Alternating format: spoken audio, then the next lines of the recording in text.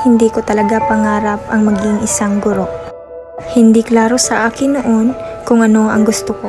Dahil dyan, sumunod na lang ako sa gusto ng aking mga magulang na maging isang guro. Pero nagbago ang lahat nang nagsimula akong magsanay ng teaching demonstrations.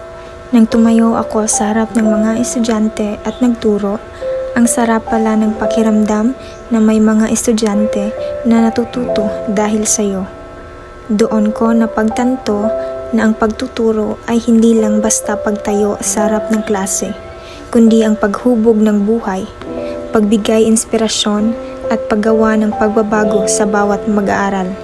Doon ko naunawaan, dito ako nababagay. Ang pagtuturo ay hindi na lang trabaho, kundi isang pagmamahal at layunin sa buhay. Dahilan kung bakit ako nagigising araw-araw na may pag-asa at inspirasyon. Dahil mahal ko na ang propesyon na ito.